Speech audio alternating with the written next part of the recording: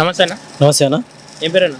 కుమార్ నాయక్. కుమార్ నాయక్. ఏం చేస్తుంటావు అన్న? పర్సూయింగ్ లా డిగ్రీ చదువుతున్నాను. Pursuing law student. లా స్టూడెంటా? ఓకే. అంటే లా స్టూడెంట్ అంటే సమాజంలో ఏం జరుగుతుందో తెలుసుకుంటుంది, ఐడియా ఉంటుంది. అదే ఎట్లా అనిపిస్తుంది అన్న కొత్త ప్రభుత్వం అంటే ఏం లేదన్న. ప్రజెంట్ వాళ్ళు ఇచ్చినటువంటి హామీలు ఏది కూడా విస్తృత స్థాయిలో అమలు చేయలేదు. ఒకటి ఫ్రీ బస్ తప్ప ఏది కూడా ఇప్పటివరకు అమలు కాలేదు. సరేనా? అయితే లా స్టూడెంట్ అంటున్నావు కాబట్టి ఇవేవైతే హార్ గ్యారంటీలు పెట్టిండో హార్ గ్యారంటీలు అమలు అయ్యే పరిస్థితి ఏమన్నా అంటే ఒక స్టూడెంట్ గా గ్రహించినావా? లేదన్నా, అది అమలు అయ్యే పరిస్థితి లేదు. అది అమలు అవ్వదు కూడా. సో 6 గ్యారంటీలు జస్ట్ ఏంటంటే ఎలక్షన్ ముందు ఆడే ఒక డ్రామా. అది వాళ్ళు గెలవడం కోసం అది జస్ట్ 6 గ్యారంటీలని ఒక మాట వరుస చెప్పిన విషయమే తప్ప అది ప్రజల్లో తీసుకురాడే ఎటువంటి ప్రసక్తి లేదు.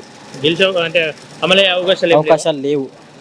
చేస్తాం అని భరోసా చూపిస్తారు కానీ వాళ్ళు చూపిస్తారు అన్న. బడ్జెట్ ఎడికెళ్ళి తీసుకొస్తారు ఇంతగానో. ఇప్పుడు ఫ్రీ బస్ అని పెట్టారు, అక్కడి చాలా బడ్జెట్ వెళ్ళిపోతుంది. ఇప్పుడు ప్రతి ఒక్కటి అంటే ఇప్పుడు రాష్ట్రం అన్నప్పుడు అన్ని సమస్యలను చూసుకోవాల్సిన అవసరం ఉంటుంది. కాబట్టి ఇది అమలు అయ్యే పరిస్థితి లేదు ఇప్పుడు. సరే, నా గత ప్రభుత్వానికి ఈ ప్రభుత్వానికి పోల్చుకుంటే ఏది బెటర్ అనిపిస్తుంది? గత ప్రభుత్వం కూడా బెటర్ లేదు, ఈ ప్రభుత్వం కూడా బెటర్ లేదు అన్న. ఈ రెండు ప్రభుత్వాలు ప్రజలను మోసం చేసినాయి అంతే. ఓకే. పార్లమెంట్ ఎన్నికలు రాబోతున్నాయి. సిట్టింగ్ చెవెళ్ళనే కదా మాది చెవిలోనే. ఓకే. సిట్టింగ్ ఎంపీగా ఉన్నటువంటి రంజిత్ రెడ్డి నేను గెలుస్తాను వ్యక్తం చేస్తాను. ఏం చెప్తారన్న ఆయన గురించి? రంజిత్ రెడ్డి గెలవాడన్నా, 100% గెలవాడు. ఎందుకంటే ఆయనకు ప్రీవియస్గా 5 సంవత్సరాలు అవకాశం ఇచ్చారు. ఇచ్చిన అవకాశం ప్రజలకు సాయం చేయమంటే ఇక అంటే ఇప్పుడు శిశు బాల్ వాళ్ళు పిల్లలు ఏమైనా పుడతారో వాళ్ళకి వచ్చే గుడ్లు కూడా ఈయన మింగి తిన్నాడు. అంటే అనేక స్కామ్లు చేసినాడు రంజిత్ రెడ్డి. గెలిపే ప్రసక్తే లేదు. మరి కాసాని జ్ఞానేశ్వర్ ప్రజలకు వెళ్ళలేదు. ఎవరికి కూడా ప్రజలకు తెలియదు కూడా. బీఆర్ఎస్ ప్రీవియస్గా ఫెయిల్ అయిపోయింది. పార్లమెంట్లో ప్రజలు ఒకటే ఏందంటారు, నరేంద్ర మోదీని కాపాడుకోవాలి, ఈ దేశానికి సంబంధించిన ఓట్లు.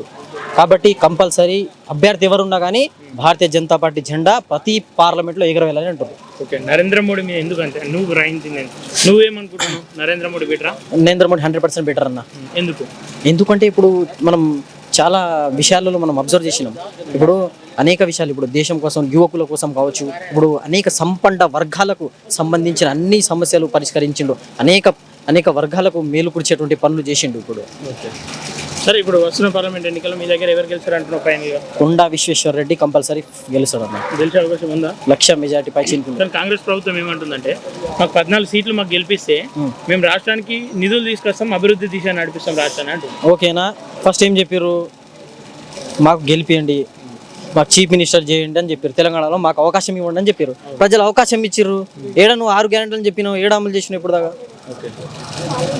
అంటే అవకాశం లేదా ఇప్పుడు? లేదన్న అవకాశం. కాంగ్రెస్కి ఉండదు, బీఆర్ఎస్కి అవకాశం లేదు. పార్లమెంట్లో ఓన్లీ బీజేపీ.